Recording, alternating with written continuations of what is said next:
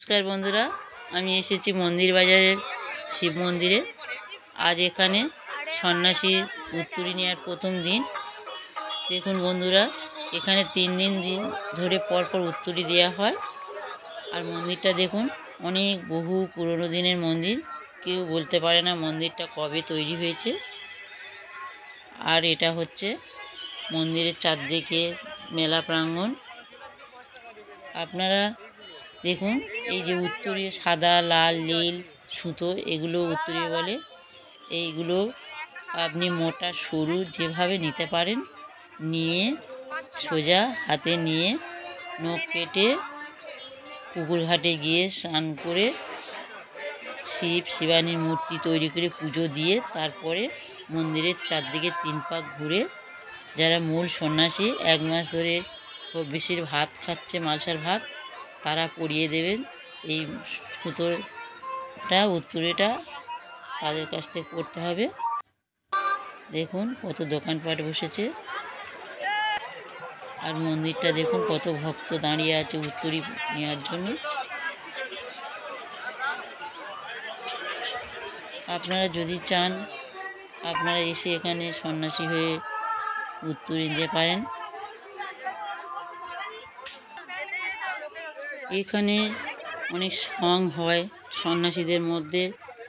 অনেক কিছু পিরামিড আকারে তৈরি করে সন্ন্যাসীরা চারদিকে ঘুরতে থাকে।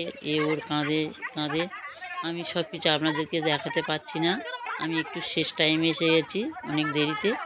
এখানে সাধারণত 10টা থেকে 2টো পর্যন্ত প্রচুর ভিড় হয়, প্রচুর ভিড় হয়, তাই আমি একটু দেরিতে এসেছি।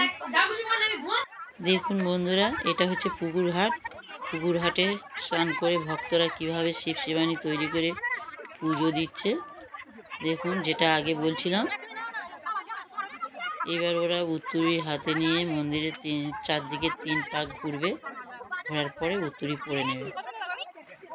আপনারা যদি কোনোদিন এখানে আসেন, লক্ষ্মীকান্তপুর ট্রেনে করে স্টেশনে নামবেন। এখানে বহু দূর দূরান্ত থেকে ভক্তরা আসে সন্ন্যাসী হতে। কলকাতা, সোনারপুর, সুভাষগ্রাম, জয়নগর, বহু দূর দূর থেকে মানুষজন আসেন। দেখুন মন্দিরের মূর্তিটা আপনাদেরকে দেখানোর চেষ্টা করছি। আপনারা দেখুন, বাবা ভোলেনাথের মূর্তি।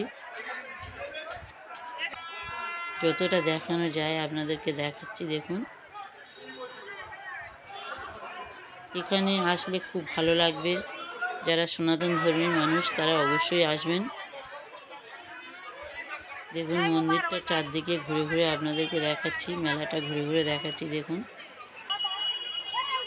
আশা করি ভিডিওটা ভালো লেগেছে। লাইক ও সাবস্ক্রাইব করবেন। ধন্যবাদ।